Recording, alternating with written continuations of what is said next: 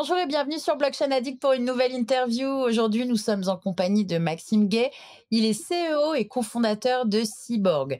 Alors, pour commencer et mettre les pieds dans le plat, Maxime, je vais te laisser nous présenter ton parcours et comment tu en es arrivé, pardon, à Cyborg. Et puis commencer un petit peu à nous expliquer du coup ce qu'est Cyborg.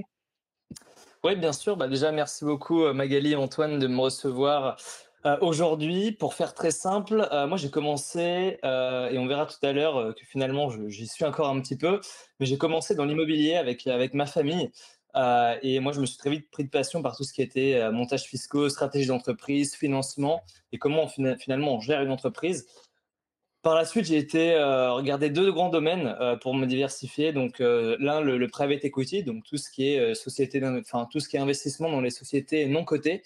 Donc, par exemple, des startups Web 2 ou même des choses un peu plus annexes Web 2, Web 3, comme le minage de Bitcoin. Et en parallèle de ça, j'ai commencé des études dans une école d'ingénierie informatique à Paris qui s'appelle EPITA, études que j'ai arrêtées, mais où j'ai pu rencontrer mes associés d'aujourd'hui qui sont d'excellents techs, bien meilleurs que moi à l'époque. Et donc, pour le coup, pour faire très simple, quand j'ai arrêté EPITA, je suis parti travailler chez Swissborg, qui est une société qui globalement fait un petit peu une banque privée pour les crypto-monnaies, mais accessible pour tout le monde. Et donc, j'ai eu la chance de travailler avec eux quelques temps. Et par la suite, on a monté donc Cyborg avec mes associés. Et vous voyez qu'on est encore très proche de Swissborg, hein. Vous pouvez voir le nom. En réalité, Swissborg sont les personnes qui nous ont un petit peu lancés. On est toujours très proche d'eux. Ils nous aident beaucoup sur pas mal de points. Et c'est aussi nos premiers investisseurs historiques. Qu'est-ce que ça Alors, fait de travailler comme ça dans un énorme échange, dans la structure, qu'est-ce que tu en as appris le plus? Déjà, il faut savoir que donc Swissborg, c'est à peu près 200 employés. Et donc, en fin de compte, c'est vrai que c'est assez gros en termes de structure, mais c'est quand même très familial. C'est-à-dire que moi, j'ai beaucoup apprécié de travailler avec eux par cette approche très communautaire qui était assez intéressante. Et ça, c'est de l'extérieur, mais aussi de l'intérieur. C'est-à-dire qu'une fois qu'on travaille à l'intérieur, on peut très facilement aller parler à n'importe qui. Et donc, il y a un échange qui facilite vraiment l'apprentissage. Et pour moi, c'était génial. C'était mon premier vraiment travail dans le Web3. Et donc, j'ai appris plein de choses, quoi. Comment travailler, comment organiser en fin de compte mon temps, travailler avec des équipes sur une vraie société. Et donc, c'était assez intéressant. Et mes premiers pas en tant que analyste, donc j'allais vraiment regarder, je travaillais sur un de leurs produits qui s'appelle donc les thématiques. C'est un espèce de panier avec différentes crypto-monnaies à l'intérieur et ça nous permet d'investir dans une thèse, par exemple DeFi, et non pas d'aller donc chercher chacune des crypto-monnaies, mais on investit dans une thèse et derrière, il y a des gens comme moi qui vont un petit peu regarder, OK, qu'est-ce qu'il y a dans DeFi, différents projets, etc. Et donc, rentrer et approfondir en fin de compte l'écosystème. Merci. Et ouais, Magali, je te laisse, la parole. Ouais, désolé, je t'ai coupé. oui, c'est pas grave. J'aurais aimé un petit peu que tu nous expliques concrètement comment Cyborg permet aux utilisateurs d'utiliser ou en tout cas de relier leurs réseaux sociaux à Cyborg et de permettre un petit peu d'earner des cryptos avec de la création de contenu. Alors tu corrigeras peut-être ma sémantique. Ne croyez pas que vous serez Crésus avec avec 2 postes. Mais voilà, je te laisse développer. Ah bon, moi, je pensais que la crypto, c'était l'argent magique d'Internet. Ouais. C'était ce qu'on m'avait vendu au début. Non, mais Tu pas là pour la tech? Devenez millionnaire avec Cyborg. Non, mais pour faire très simple, en fait, il faut savoir que nous, on est une équipe assez jeune, la core team, on a tous entre 20 et une trentaine d'années. Et en fin de compte, donc, on a tous plus ou moins grandi avec les réseaux sociaux, l'univers, le podcast qui a explosé, etc.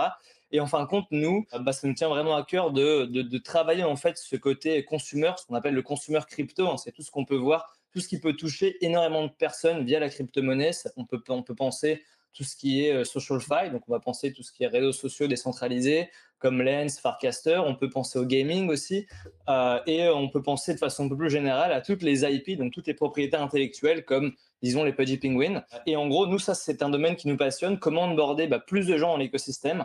Et donc on a commencé par travailler sur du consumer, sur des apps mobiles, et on s'est vite rendu compte que bah, si on veut que le consumer scale, donc c'est-à-dire qu'on augmente les personnes et qu'on facilite bah, en fin de compte la création de sociétés dans ce domaine-là, bah, on a besoin en fin de compte d'un outil de monétisation qui soit adapté.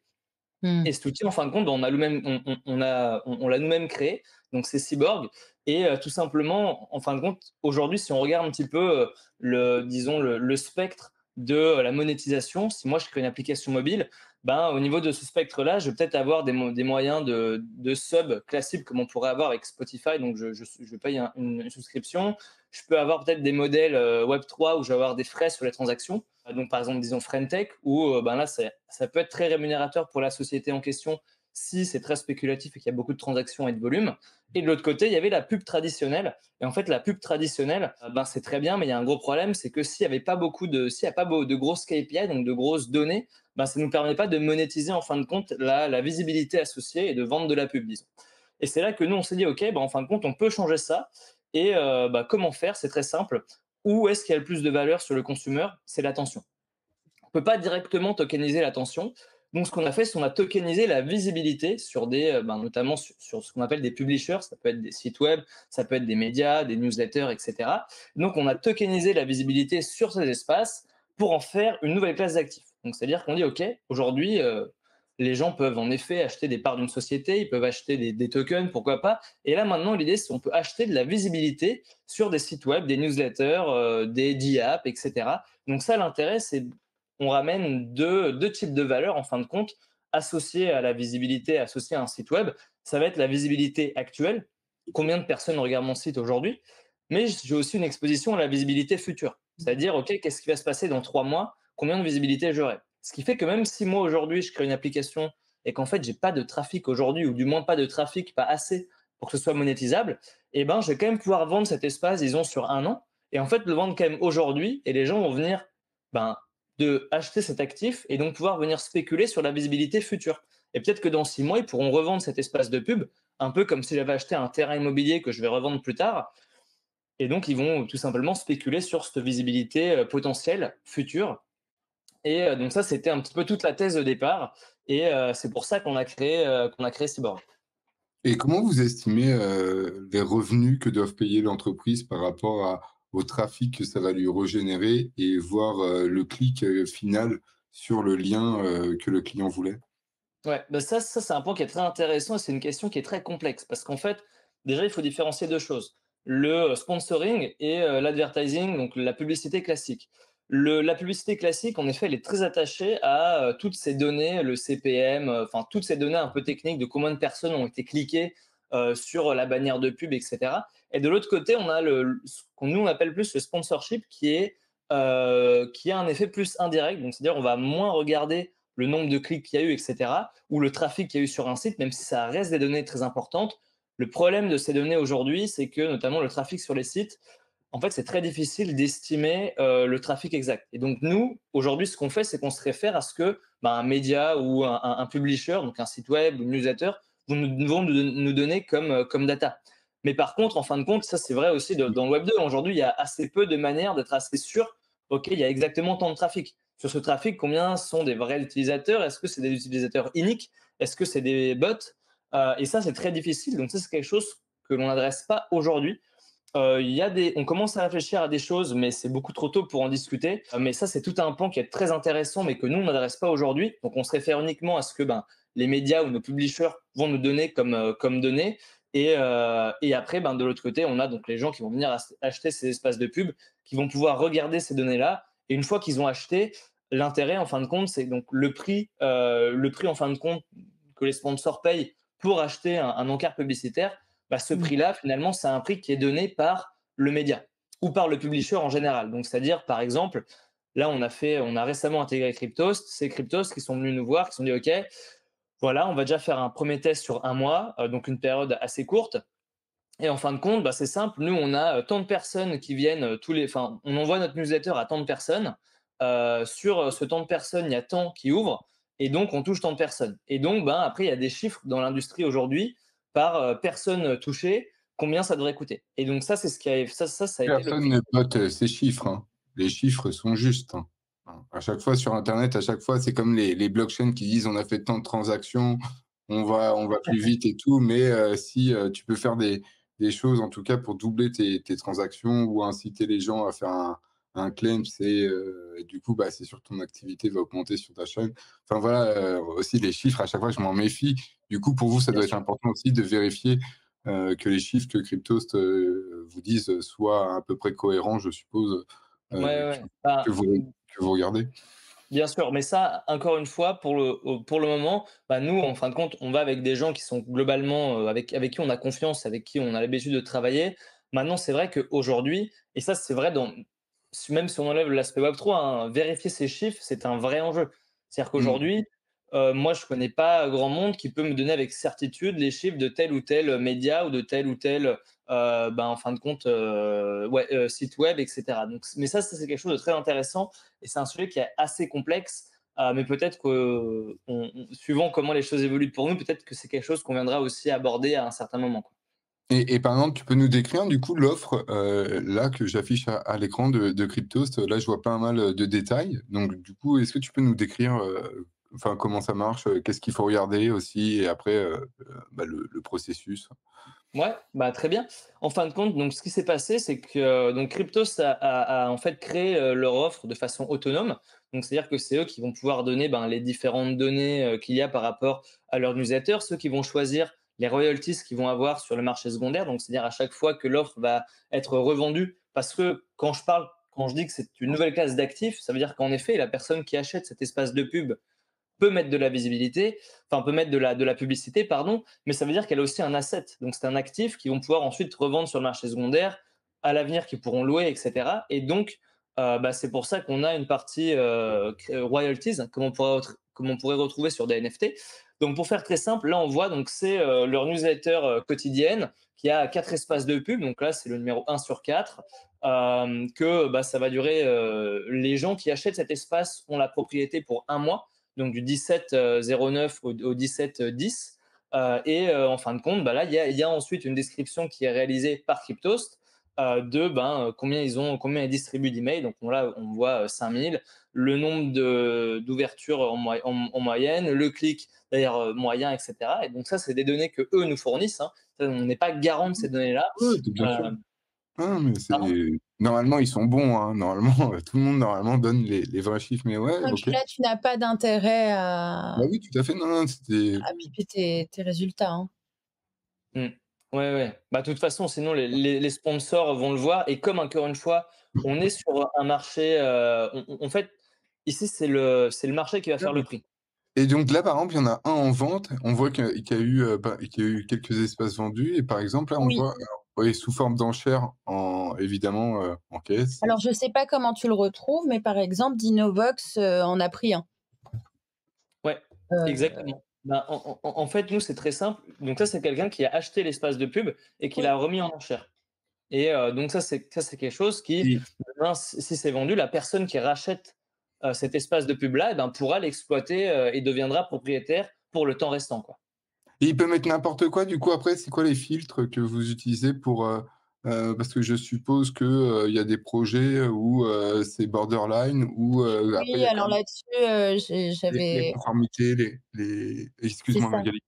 Non, ben, c'était un peu le fait ce qu'on avait évoqué et qu'on souhaitait un petit peu souligner, qui était que ce soit sur le marché secondaire, enfin, que ce soit du côté de l'utilisateur qui achète son espace publicitaire, par exemple Cryptost, quelle visibilité il a. Là, c'était Dinovox, mais ça aurait pu être le pire scam du siècle qui prend l'encart publicitaire. Ouais, Comment vous, donc, comment vous faites la police, entre guillemets, sans pour autant appliquer une censure pure et dure, quoi. ouais, bien sûr. Bah, en fait, nous, c'est très simple. Donc, ce qu'on a aujourd'hui, globalement, c'est une marketplace avec ben, deux types de personnes, à savoir les publishers, donc des gens comme Cryptos, et on a des sponsors. Dans sponsors, qu'est-ce qu'on inclut? On va inclure des sponsors, disons, traditionnels, donc des sociétés qui ont besoin de visibilité. Mm. Ça peut être des investisseurs qui viennent s'exposer sur ces actifs-là pour spéculer. Ça peut être des membres de la communauté qui viennent bah, en fait acheter un encart, soit pour supporter un petit peu sous forme de don, mais où là ils ont un intérêt économique derrière, ou ça peut être même faciliter les DAO pour investir sur des espaces de pub, etc. Une fois qu'on a ça, donc les gens viennent acheter donc ces espaces de pub, les publishers viennent créer ces espaces de pub, les sponsors viennent les acheter, et ensuite sur cette marketplace, il y a à la fois la possibilité de, une fois acheté, de proposer une pub, mais on parle bien de proposition, c'est-à-dire qu'on ne met pas ce qu'on veut sur les pubs, enfin sur les espaces de pub, on va faire une proposition de publicité, proposition qui sera ensuite, qui va être review par un publisher, dans notre cas Cryptos, donc c'est eux à la fin qui gardent la main sur ce qui est affiché, notamment pour éviter tout ce qui est scammy ads, limiter la fraude, etc. Donc ça, c'est dans notre version actuelle, ça va tendre à évoluer, où nous, en fin de compte, l'objectif va être d'amener de l'aide à la décision, un petit peu comme fait Rabby Wallet. Donc je ne sais pas si vous connaissez Rabby, mais globalement, c'est la première fois que j'interagis avec un smart contract, il va me dire, attention, c'est la première fois que tu interagis avec, attention, il n'y a pas beaucoup de monde qui interagit avec ce smart contract, et donc il va me sortir des warnings en mode, tu ferais peut-être mieux de pas te connecter. Et en fait, nous, au début, ce qu'on va faire, c'est un peu similaire. On va dire, attention, ce sponsor, c'est la première fois qu'il publie une pub. Ou alors, on met un petit warning en disant, attention, là, on a un sponsor, il fait partie de notre whitelist de gens qui sont qualifiés, disons Ledger, Coinbase, Swissborg, etc., où on sait que ce ne sont pas des projets, que ce ne sont pas des scams. Et donc, ça peut être une première version. À l'avenir, ça peut être bien plus complexe. On pourrait même regarder est-ce que l'image elle est libre de droit ou non, mettre un peu d'IA là-dedans pour faire déjà un tri au niveau visuel. Mais à la fin, ce qu'on souhaite, c'est que le média ou le publisher en général garde la main sur ce qui est affiché. Ou alors, s'il le souhaite, qu'il puisse déléguer ça et travailler, rajouter par-dessus un outil qui lui permette de faire de l'hyper-targeting, auquel cas, il déléguerait cet aspect de vérification et de contrôle eux-mêmes. Je pensais aussi par exemple, si Cryptos te fait sa campagne, je ne sais pas, sur le mois, sur Trade Republic, et qu'un concurrent dit, tiens, moi aussi, je vais en profiter pour afficher aussi une pub. Et du coup, Cryptos, sur ce mois-là, c'est pas évident de mettre en avant deux acteurs qui vendent à peu près qui sont dans le même secteur. Et je pensais à ça, à différentes manières que différents professionnels pourraient en jouer un petit peu de louer un espace alors qu'ils savent très bien que l'autre projet est dans sa phase de marketing et communication. Ouais, Aussi ça. ça. Ouais, ça pour le coup, c'est un point qui est très important. Et en fait, là, si on veut, chaque publisher va mettre ses règles. C'est-à-dire qu'avant d'acheter l'espace de pub, le publisher va mettre ses règles en disant, voilà, attention, tout le monde, n'importe qui peut acheter. Et donc là, le publisher sera, quoi qu'il arrive, payé en amont. Par contre, nous, déjà, en amont, on sait qu'on va seulement valider, disons, qu'une personne, enfin, qu'un type de société dans ce domaine-là, pas deux types de sociétés différentes, etc. On va pas mettre en avant de même coin, par exemple, ou peu importe ce qu'ils veulent décider.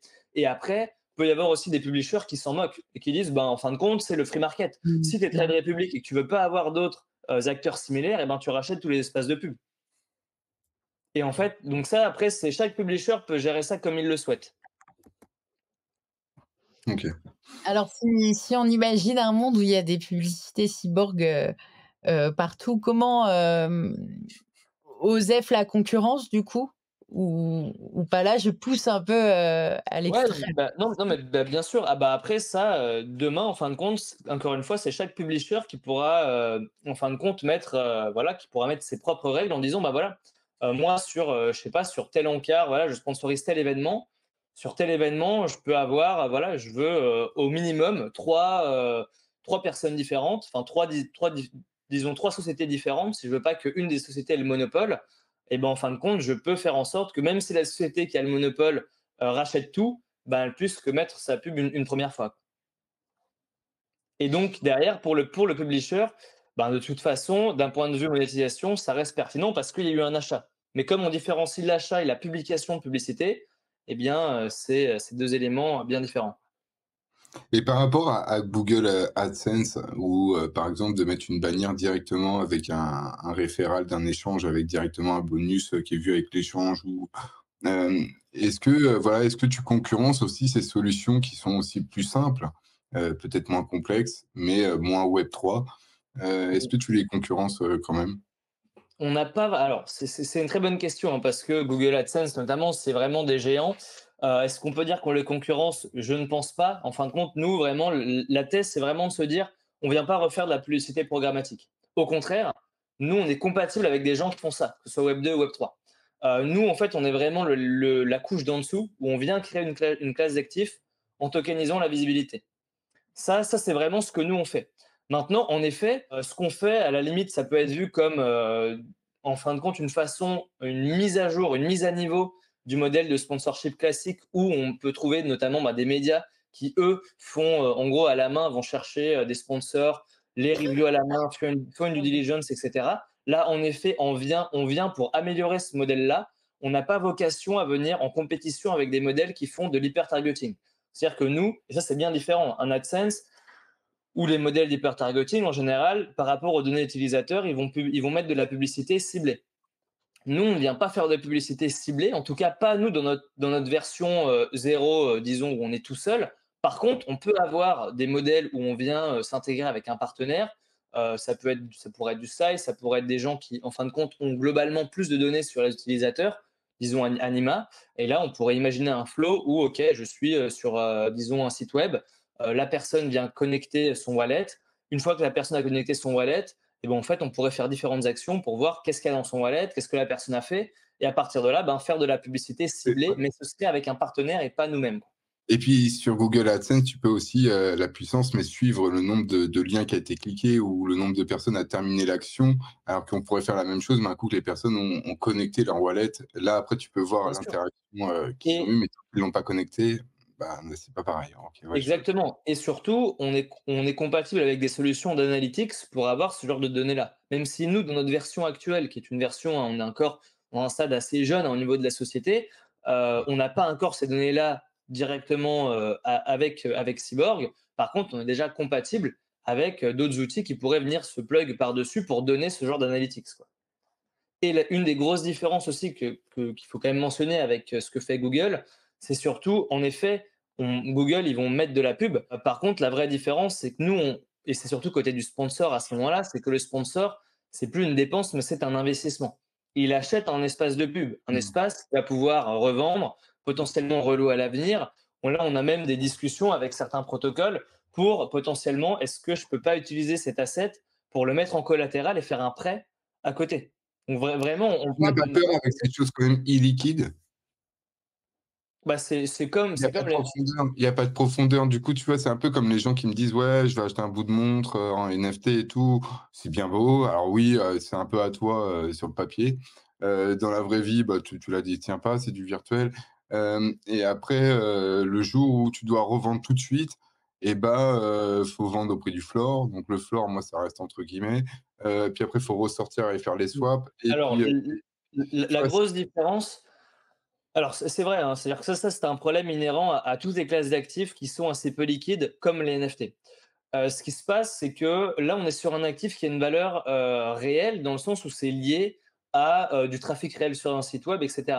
Donc là, et ça, on est vraiment sur des pistes de réflexion, donc c'est pas du tout fait, mais c'est des choses qui nous paraissent intéressantes. On pourrait très bien avoir des modèles où nous, on aurait un fonds de sécurité qui pourrait venir racheter en fin de compte à un prix palier parce que ça a une valeur.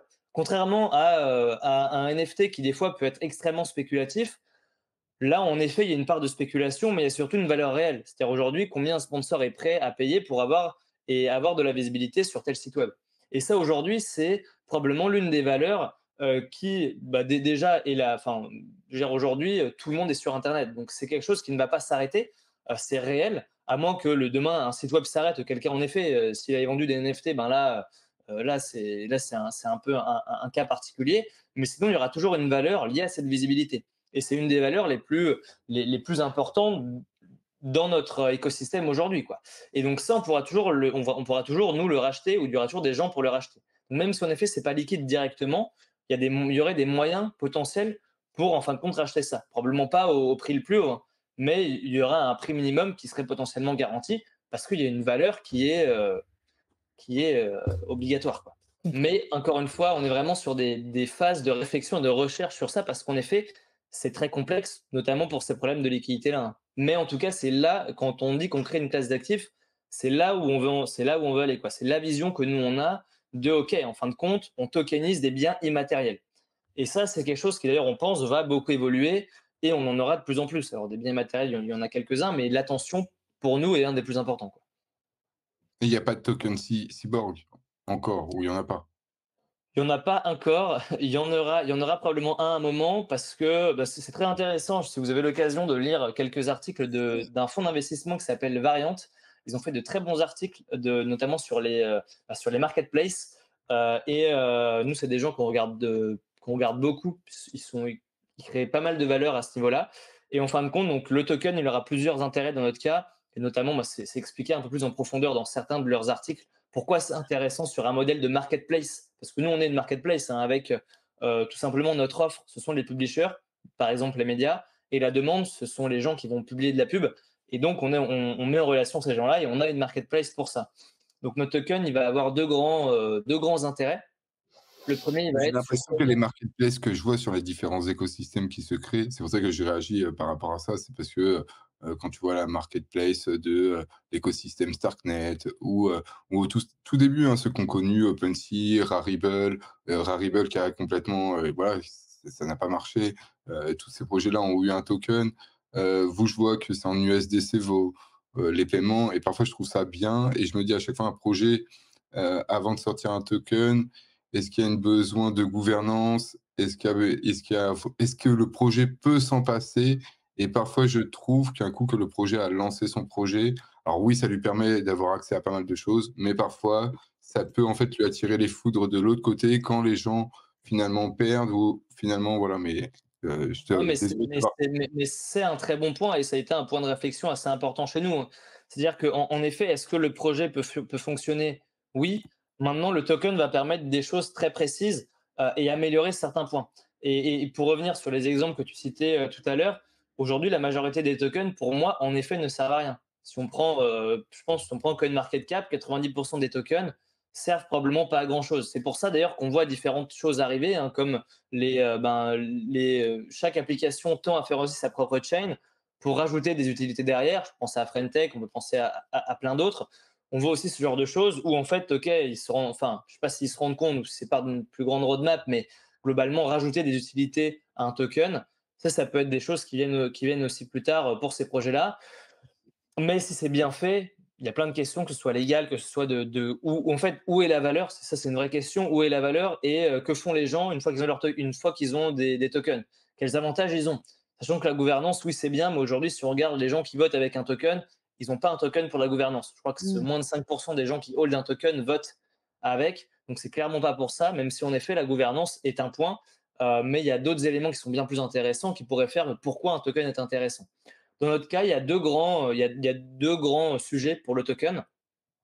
Le premier, ça va être un sujet pour attirer des gens. C'est-à-dire qu'en fin de compte, le fait d'avoir un token permet de bootstrapper et de scale beaucoup plus rapidement le nombre de personnes qui viennent acheter des espaces de pub ou le nombre de publishers. Donc nous, c'est très simple.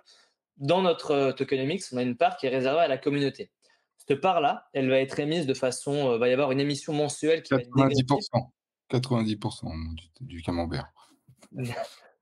Pas 90%, mais une bonne partie.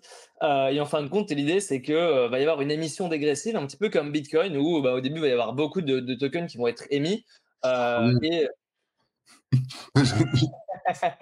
Et, et puis, de façon, voilà, tous les X temps, il va y avoir ces rewards qui vont être diminués. Maintenant, ces rewards, ils vont être distribués à ceux qui rapportent du revenu au protocole.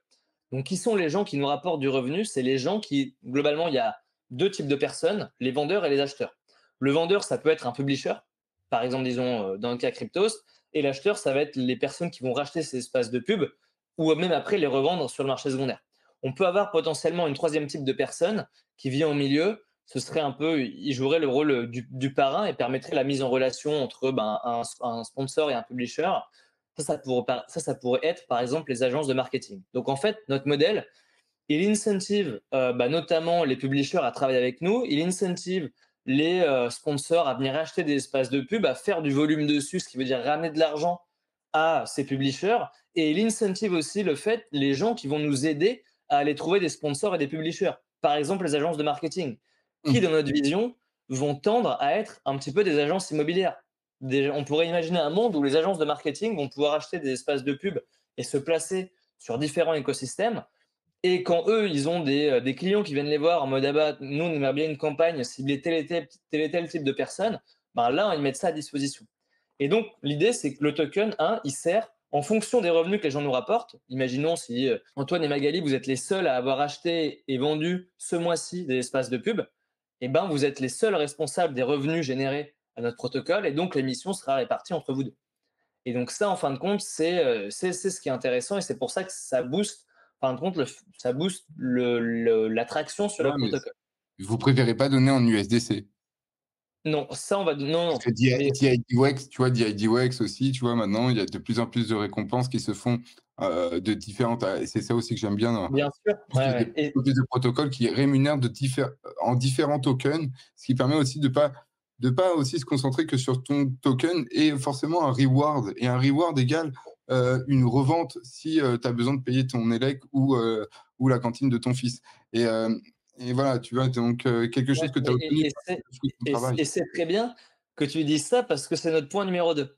C'est-à-dire que là, j'ai expliqué l'aspect incentive. Donc ça, c'est un incentive qui, à terme, dans 10 ans, sera minime. C'est vraiment un incentive qui est fait pour bootstrapper, en fin de compte, le protocole et faire en sorte d'avoir beaucoup plus rapidement que si on n'avait pas eu de token, bah, d'avoir beaucoup plus rapidement de gens qui viennent utiliser le protocole.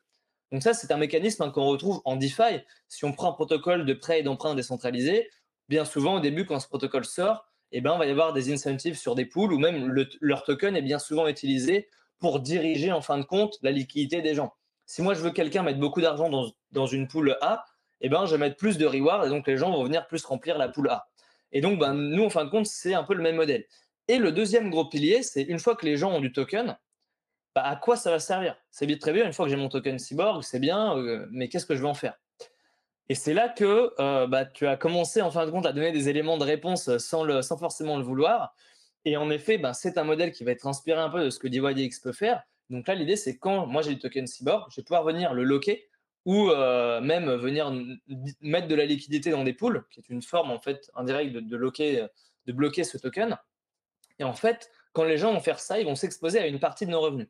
C'est ce que fait globalement, si je ne me trompe pas, DYDX. Et là, quand on dit une partie de nos revenus, bah, c'est en fonction des revenus qu'on récupère. C'est-à-dire que Mmh. là, en effet, avec Cryptos, on a fait une vente en USDC, on pourrait faire des ventes en Ether. En fait, nous, on est assez ouvert sur ça. Ça pourrait demain être des ventes aussi en token, en token Cyborg dans certains cas, mais ça dépend en fait de notre client. Ça dépend du publisher. Si le publisher il veut leur propre token, c'est aussi possible. Donc, il y a plein de cas en fin de compte.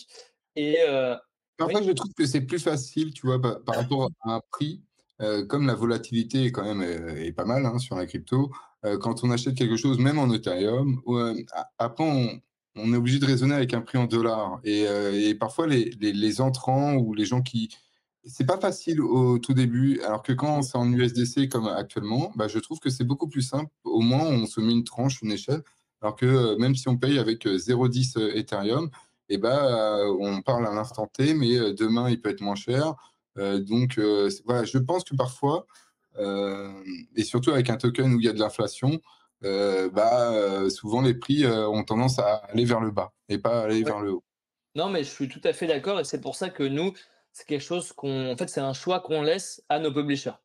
Et OK. donc pour finir sur ce second point qui, en fait, correspond à qu'est-ce que je fais de mes tokens, Cyborg? Bah, les gens vont pouvoir les bloquer, dans différents cas pour s'exposer à une partie de nos revenus et dans ces cas-là, et ben, ils toucheront non pas des Cyborg, mais ils vont toucher, comme dans le cas de DYDX, peut-être des USDC ou un peu d'Ether et cetera. Donc ça, c'est les 2 grands piliers. Et 1% d'affaires au tout début et ça finit par 10%. Non, je bah bah justement, en vrai, c'est un point assez important parce que du coup, on ne peut pas promettre un APR ou un APY, quoi. Du coup, comme c'est pas de l'incentive, on ne peut pas promettre ah un oui, certain rendement. C'est en ah fonction des oui. revenus. Donc Vous le ça, on donnez peut qu'à pas la dire. fin. Vous le donnez que tous les 30 jours ou tout sur une période donnée, je suppose? Bah, en fait, OK. c'est ça. On va donner, c'est très simple. On va faire les comptes. Disons, au bout d'un mois, voilà, on a eu tant de revenus, il y a tant de gens qui ont stacké. Hop, bah voilà, vous avez vos revenus vous avez vos revenus par rapport à ça, quoi. Et il Et y a pas et on peut et quelqu'un ne peut pas se rétracter, je suppose, tu sais, en France, normalement, quand tu achètes quelque chose, normalement, tu as, par exemple, 14 jours pour te rétracter, lors d'un service, mais je suppose que là, vous, avec ce Web3, ça ne doit pas sur les marcher. espaces de pub, Ouais et c'était ma question aussi, c'était, et si par exemple, Cryptos ne réalisait pas du coup sa campagne, parce que en fait, il a eu un bug avec son hébergeur et comment ça se passerait, tu vois, en cas de litige? Parce que, normalement, il a payé pour un espace de pub, tant de temps et malheureusement, il l'a pas eu. Ouais, bien sûr, bah, donc c'est des points qui sont assez intéressants. Pour le coup, dans le cas, alors le cas d'un litige, c'est un peu particulier. C'est vrai qu'aujourd'hui, on a enfin, légalement parlant, c'est assez difficile à voir. Je pense que ça, c'est quelque chose qu'on peut potentiellement, nous, améliorer de notre côté, en fait, en fonction du contrat enfin, c'est quelque chose qui doit être prévu dans le contrat d'achat. C'est-à-dire qu'en moi, en tant que sponsor, je vais venir acheter un espace de pub, bah, en fait, je vais dire mon contrat que Cryptos ou que le publisher avant a émis. Et dans ce cas-là, ben, ce cas doit être compris. C'est comme une assurance, hein. En fait, mon assurance, j'ai une assurance, mais si elle ne comprend pas le cas où, en fin de compte, je me casse le coude à Singapour, ben, ça ne marche pas, quoi, je ne peux pas rembourser. Donc, en fait, c'est pareil. Donc, il va y avoir un contrat qui sera du coup publisher qui sera émis avant du coup l'achat par le sponsor. Ça, c'est le premier point. Et après, par contre, le cas qui est plus intéressant à regarder, parce que c'est pas vraiment un cas particulier, c'est qu'est-ce qui se passe si un média ou un publisher refuse d'afficher toutes les pubs.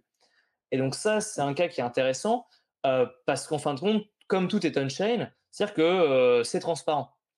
C'est-à-dire qu'en fin de compte, même si en effet, le média, dans ce cas-là, pourrait ben, peut-être faire un peu de revenus, mais en fin de compte, bah, déjà, tout le monde sera au courant et tout le monde pourrait le prouver juridiquement et pourrait voir, bah, attention, voilà, eux, ils ne publient aucune pub.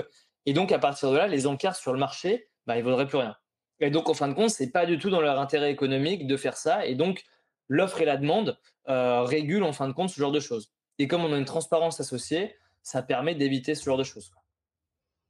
Alors, petite question, limite un peu de c'est limite un peu de coquetterie, mais si tu tombes sur un média qui, il t'achète ton slot, il veut pas que, l'historique se sache parce que, il voit que, le slot avant a appartenu à un concurrent qu'il aime pas.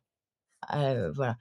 Est-ce que, il n'a pas la possibilité du coup de cacher ça?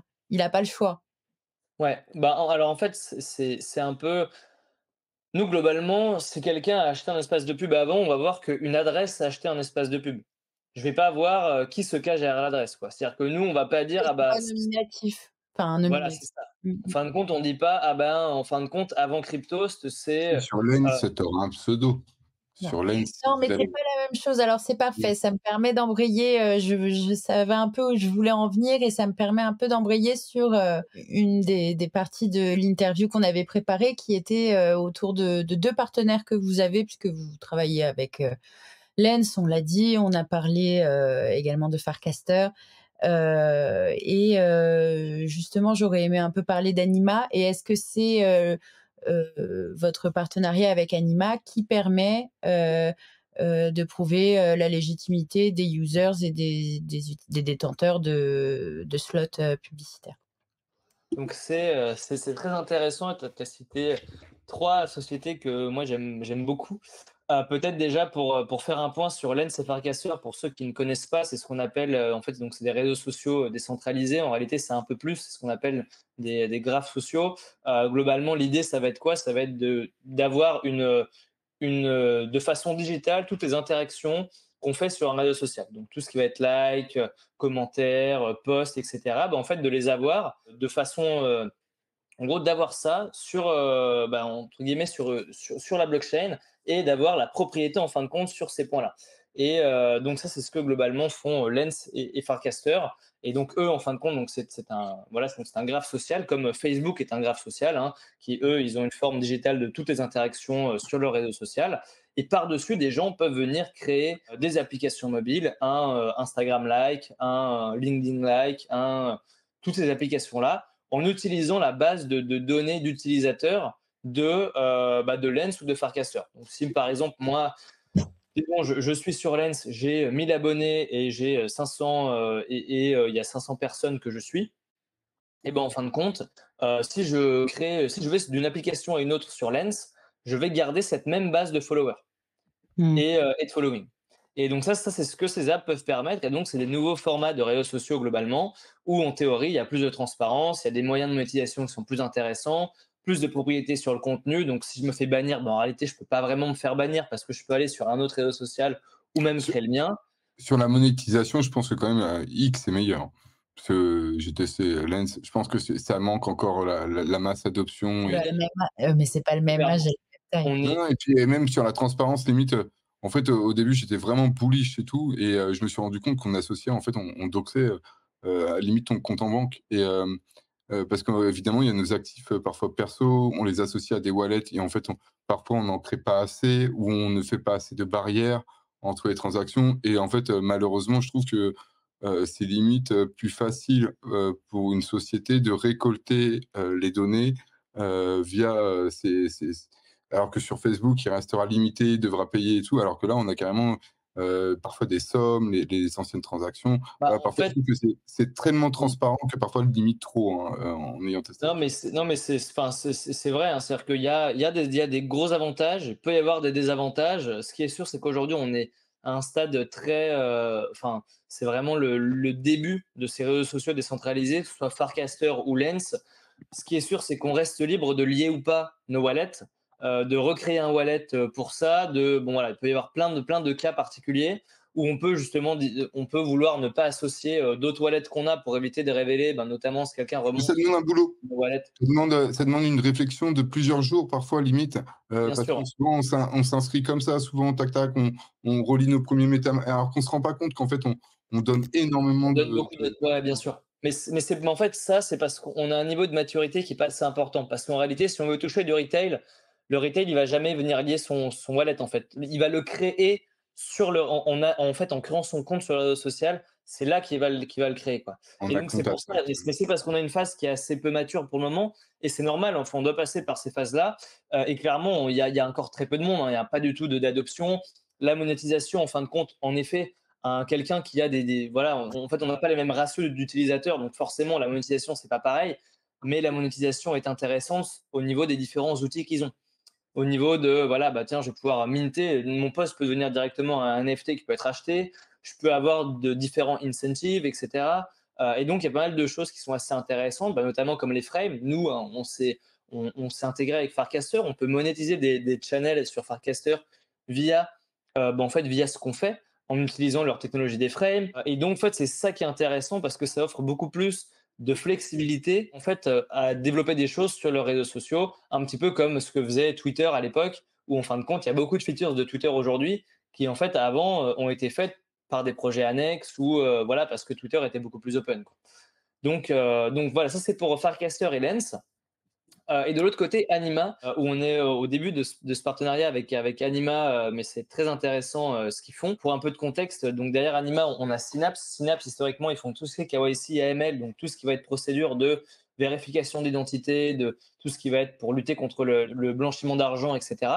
En fait, derrière, ils ont Anima, qui est un protocole qui permet notamment de lutter contre tout ce qui va être attaque civile, etc., en essayant de prouver en fin de compte l'unicité derrière un wallet. Donc, c'est-à-dire comment prouver que la personne qui détient un wallet est bien humain et unique.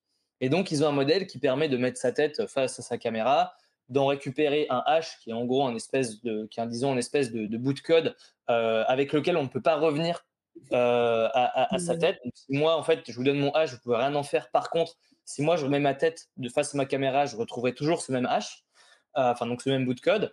Et donc, ça permet de prouver que moi, je suis bien un humain unique. Et donc, derrière, je vais avoir en fait un NFT non transférable que je vais récupérer une fois que j'ai fait ça. Et donc, ça prouve bien que je suis humain et unique. Et donc, avec Anima, on est en train d'explorer différentes choses qui peuvent se faire. Donc là, on est encore au tout début, hein, de ça, mais il y a des réflexions qui sont très C'est intéressantes, que le notamment visage, sur hein, ça prend que le visage, Anima. Ça exact, reste que ouais, ouais. sur le visage, hein. On Enfin, montre à pas ma encore connaissance, ouais. on montre pas encore nos pieds, quoi. C'est pas Pas encore, Il pas me encore. fatigue. Si jamais vous voulez quelque chose de sérieux et de construit sur Anima, n'hésitez pas à aller consulter, notre interview de Carlita Crypto qui est venue, sur la chaîne et qui, dans tous les projets qu'elle suit, elle est, community manager pour, Anima et non, pas de pied, C'est ça. Mais du coup, voilà, si on pousse un peu la réflexion avec Anima, on peut faire pas mal de choses. Ouais. Notamment, il pourrait y avoir un intérêt pour des sponsors de savoir que la pub a bien été vue par un humain, chose qui est une data qu'aujourd'hui on n'a pas déjà dans le web 2, hein. Est-ce que le trafic qu'on a, c'est des vrais trafics ou non? On n'en sait rien. Donc ça, c'est une donnée qui est intéressante. Potentiellement, si quelqu'un veut bien connecter son wallet et donc, bah, nous révéler un certain historique associé à ce wallet, eh bien, en fin de compte, on pourrait potentiellement faire du targeting. Je prends un exemple, imaginons, nous, on veut travailler avec OneInch, et en fin de compte, OneInch, eux, ils veulent trouver des clients, enfin, des potentiels clients qui sont hyper qualifiés. Et ben, en fin de compte, ils pourraient travailler avec, ils pourraient utiliser, en fin de compte, ça pourrait être intéressant pour eux d'avoir la donnée en disant, bah attendez, la personne qui va regarder votre pub, c'est une personne qui a un wallet, qui est humain, unique et qui a déjà utilisé au moins une fois dans l'historique du wallet Uniswap. Et donc ça, c'est des choses qui sont possibles. Mais là, encore une fois, nous, ça sort un peu de ce qu'on fait avec Cyborg. Et là, ça viendrait dans un cadre d'un partenariat et en fin de compte, donc d'une collaboration sur ce genre de choses avec Anima ou d'autres acteurs qui font en fin de compte de l'hyper-targeting ou qui peuvent amener d'autres informations du style je valide que ce soit bien un humain qui a regardé la publicité, quoi. Mais c'est super important et alors bon là c'est, un avis qui n'engage que moi et cetera. Mais, je pense que Anima essaye, de répondre à une problématique qui est concrète et que l'on retrouve même, en marketing, lambda, sur le web 2 puisque Anima par sa proposition, enfin par la solution qu'elle propose, grosso modo, elle assure, elle te permet, toi, en tant qu'entreprise, d'avoir une sorte de légitimité de ton utilisateur et que ton utilisateur est de qualité, entre guillemets. Bien Mais, sûr. c'est ce qu'on évoquait avec Bounty, avec Laurie, pardon, de Bounty, qui évoquait un peu les différents types de profils de consommateurs. Et justement, les solutions types comme Anima, bah, ça te permet d'être sûr d'avoir, enfin, comme tu l'as dit, quoi, de pas avoir un robot. Et Ouais. du coup, ça, sur le social fi, puisque Cyborg, pour moi, ça, c'est du social fi, ça a du sens. Ouais, bah, Ça, c'est super important, peut-être pour revenir sur ce point SocialFi qui est intéressant. En réalité, nous, on dit plus consumer crypto parce que SocialFi, c'est bien, en fait, c'est la contraction de social et finance qui est bien souvent associée à de l'hyper-spéculation comme du Friend.Tech. mmh. D'autres gens vont dire du Web3 social qui est plus associé à tout ce qui va être du Farcaster et Lens. Et nous, comme on englobe un peu tout ça, ça peut comprendre du gaming, ça peut comprendre voilà, plein de choses, des IP comme Pudgy Penguin. En fin de compte, on parle de consumer crypto, mais c'est vrai que ça a une importance qui est, enfin, qui est colossale, d'avoir, ou du moins d'avoir le plus de certitude possible que la personne qu'on a en face ou qui a fait telle ou telle action est humaine. Parce que c'est toujours pareil, rien n'est. Enfin voilà, on ne peut pas être sûr à 100%. C'est toujours un jeu de probabilité. Quand je fais Anima, si je fais une fois tous les 6 mois Anima ou si je fais une fois le process d'Anima par chaque semaine, j'ai pas la même probabilité que je suis un humain. Dans un cas, j'aurais peut-être payé quelqu'un qui peut, en fin de compte, se faire passer pour moi. Et dans l'autre cas, si je le fais chaque semaine, bah, c'est quand même vraiment moins probable que chaque semaine, je paye quelqu'un pour faire tout le process pour récupérer le soulbound token de Anima qui prouve que je suis bien humain et que je suis bien la même personne à chaque fois. Du coup, en fait, c'est toujours un jeu dans ce genre de choses, et c'est pareil dans tout ce quand on parle de publicité scammy ou autre. En fin de compte, c'est vraiment un jeu de probabilité. On va d'essayer d'améliorer les probabilités pour dire, ben voilà, on essaie de dire que cette personne-là, c'est beaucoup plus probable que ce soit un humain, que cette pub-là, ce soit pas un scam, mais en réalité, c'est très difficile d'assurer un 100% de c'est vrai, quoi. Et vous avez des concurrents? Nous, chez Cyborg, Ouais. alors bah, du coup, chez Cyborg, pour le Parce que j'ai coup, il y j'ai a. pas l'impression d'avoir vu cette idée ailleurs. C'est pour ça que je me Ouais. dis: «Eh tiens, est-ce que vous avez un concurrent, soit peut-être américain que je connais pas du tout ou japonais ou est-ce que Donc, vous en avez» fait, bah, dans tout ce qui est publicité, c'est un marché énorme, hein. C'est plus de 400 milliards aujourd'hui la publicité digitale par an.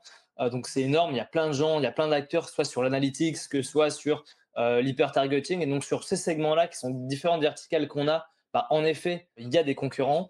Maintenant, sur vraiment l'aspect créer un actif qui est associé à la visibilité et donc d'une certaine manière à l'attention, on n'a pas vu. Il y a eu des essais, hein, mais c'était pas des projets qui faisaient que ça, mais il y a eu certains projets qui ont fait des features basées ou du moins plus ou moins similaires à ça. Il y a une personne qui s'appelle Mason, qui était un ancien, je crois que c'est partenaire ou analyste de Variant Fund, qui maintenant est un junior partner de chez Pantera, qui lui, il y a à peu près 1 an et demi, 2 ans, il a écrit un article sur ça. Et en fait, il explique qu'une des possibilités sur le Web3 advertising, c'est ce que nous, on fait aujourd'hui. Donc, en réalité, il y a plein de gens qui ont déjà pensé, hein. C'est forcément une idée, on est rarement les seuls à l'avoir. Mais par contre, à ma connaissance, aujourd'hui, on est les seuls à vraiment en faire notre business principal et vraiment faire un protocole sur ça, quoi. Mais en revanche, et comme je disais, les verticales qu'on développe, là, il y a quand même beaucoup de concurrents. Et en réalité, c'est des gens avec qui on peut être amené à s'associer. Parce qu'on n'a pas forcément intérêt à tout refaire nous-mêmes. Ouais. Et potentiellement sur l'hyper targeting, encore une fois, ou comme l'exemple avec Anima, ça fait bien plus sens d'aller s'associer avec des gens qui font ça très bien, et donc de voir ça avec eux, quoi. Est-ce que tu pourrais revenir sur l'équipe qui t'accompagne? On avait vu, nous, on avait rencontré aussi une partie de l'équipe, hein, on avait rencontré Margot, toi et je ne sais plus qui. Mais est-ce que tu pourrais revenir en tout cas sur l'équipe qui t'accompagne sur tout ce projet? Ouais, bien sûr. Aujourd'hui, on a une équipe de 6 personnes. Globalement, il y a pas mal de gens. La moitié de la team, en fin de compte, c'est vraiment c'est des ingés, donc c'est des devs. Donc deux personnes, Michael et Noé, que j'ai rencontrés moi en études à Epita. Donc eux sont très bons ingénieurs, donc développeurs informatiques. On a Anthony également qui lui, en fait, c'est lui qui de base a eu l'idée en fin de compte de ces espaces de pub tokenisés. Il est également un peu plus vieux, il a bossé en fin de compte dans cette industrie, dans l'industrie des médias, etc. Et donc c'est lui qui nous amène aussi une grosse expertise dans ce domaine-là. Et c'est aussi donc c'est un back-end engineer, donc il travaille beaucoup sur tout l'aspect back-end de notre protocole. Et de l'autre côté, on va avoir Margot, que vous avez rencontrée, qui est notre CMO, qui a déjà travaillé quelques années, notamment dans l'industrie Web3, et donc il y a pas mal d'expertise et d'expérience sur le marketing, du growth, etc., dans ce domaine-là. Et enfin, on a Gwen, qui lui a une bonne expérience en tant que DevRel, notamment avec Aura. Je ne sais pas si vous connaissez, c'est un protocole qui est assez gros, hein, dans tout ce qui est AI on-chain, backé par notamment Sequoia et d'autres. Et donc, ce qui nous permet d'avoir aussi un gros réseau associé avec des DevRel, donc tout ce qui est développeur relation, etc. Ce qui nous donne un edge pour aller en fait s'intégrer sur des protocoles et en fin de compte avoir plus de publishers possible, quoi. Une très belle équipe. On a de la chance sur ce point, ouais. On arrive un petit peu dans le format. C'est notre petit clin d'œil à Sam à chaque fois quand on dit cette expression. On aurait deux petites dernières questions qui font partie un peu de questions systématiques qu'on pose à nos invités. La première serait de savoir, t'as quoi comme crypto? Et la seconde serait de savoir si tu as une ressource ou une lecture à nous conseiller, qu'elle soit crypto ou bien sûr hors crypto, ça dépend. Ouais. Très bien. Pour le coup, alors j'ai pas mal de cryptos différentes, mais pour citer, sans parler des principales qui sont Bitcoin, Ethereum et Solana. Tu n'es pas obligé de tout nous dire. Bien sûr, ouais. Je vais juste en prendre une que moi j'aime. T'as tout Cyborg, on sait que tu as tout, pour l'instant tu détiens tout. Voilà. Il est en forme aujourd'hui. Pour le coup, pour répondre, si je devrais en prendre une en dehors des 3 que j'ai cités, c'est AAV, où je trouve qu'en fait aujourd'hui on a assez peu de crypto-monnaies qui sont vraiment liées à la plateforme derrière, et où en fait il y a une vraie utilité. Et je trouve que AAV, alors même si vont probablement pas faire un x100, même si j'espère, c'est un protocole qui a quand même pas mal d'années d'existence. Le token fait vraiment sens dans leur écosystème, hein, que ce soit d'un point de vue de leur safety module, où on est exposé une partie de leurs revenus, qu'il y a un intérêt à utiliser leur token si on veut emprunter du Go, qui est leur stablecoin. Et en fin de compte, ils ont vraiment une TVL qui est colossale, hein, je crois que c'est plus de 16 milliards. Donc c'est un protocole qui génère du revenu, ce qui est déjà rare en crypto. C'est un protocole qui lie en fin de compte le revenu de ce protocole-là à leur token, ce qui est encore plus rare en crypto. Et je trouve qu'il est clairement sous-évalué. Enfin, ça, c'est langage. Il est presque tout libéré, hein. Il y a presque tout qui est libéré, hein. Ouais. Ça, c'est quand même, tu sais quoi, c'est vachement important pour moi que presque tout soit libéré à la communauté, comme ça, hein, il y a moins d'inflation également sur le token. Enfin bon, pour moi, voilà, c'est le dont on choisira aujourd'hui qui fait vraiment sens. ouais, Pour moi, clairement AAV. Ouais. Mais c'est pas quand même un conseil en investissement, à chaque fois on le rappelle. exactement. Et Donc ça, il y en avait un autre? là, bah, alors, je peux en donner un qui est un peu plus des jeunes, c'est un projet français de Aleph. Je sais pas si vous connaissez, Ah, ouais. Ah bah, Aleph oui. Moyem. Je trouve que c'est très intéressant. En fait, il y a une grosse narrative derrière d'Epine IA, donc je trouve que ça rentre bien dans la narrative actuelle. Moi, j'aime beaucoup aussi, Moshe, j'aime beaucoup ce qu'il fait. C'est vraiment des bonnes personnes derrière, qui travaillent dur également et donc voilà. Mais ça, c'est plus j'ai moins d'analyse économique derrière, mais plus sur la thèse en général de ce qu'ils font et les personnes derrière, que vraiment, eux, ils font tant de revenus par rapport à leur token, et cetera, quoi. Dans le même style que Aleph en ce moment, où on trouve Alephium, pardon, où on trouve des Français. Comment, Antoine? C'était pas Alephium, hein, là, qui Non, parlait, c'est c'était Aleph Moyim. Aleph-IM. Aleph Moyem, ouais. Oui, pardon, j'ai fait le lapsus, mais oui, oui, Aleph Moyim. Dans le même style, on retrouve également Zama avec le chiffrement homomorphique, et cetera, où pareil, derrière, on retrouve quelques Français et pas des moindres. Alors, je vais pas rentrer dans les détails là, mais oui, oui, tout à fait, c'est des projets, d'Epine, le chiffrement homomorphique, tout ça, ça fait partie Intéressant. peut-être des nouvelles futures tendances à venir potentielles. Et Je te retends la perche également pour la source, si jamais tu as oui, une chaîne bien YouTube. sûr, bah, ça, alors difficile, il y a pas mal de choses. Je pense que je vais pas donner un livre en particulier, même si je lis pas beaucoup, mais j'écoute beaucoup de livres, notamment avec Audible. Mais je vais donner quelque chose qui est une ressource. Ben, je vais redire Variant, donc variant.fund. Donc c'est un fonds d'investissement. Ils font beaucoup de papiers de recherche et moi je conseille vraiment à tout le monde d'aller vraiment lire ce qu'ils font. Moi j'apprends pas mal de choses. C'est des gens qui ont une bonne expertise, pas mal de recul et d'années d'expérience en Web 3, même en dehors du Web 3. Et moi, je me nourris beaucoup de leur contenu qu'ils font, quoi.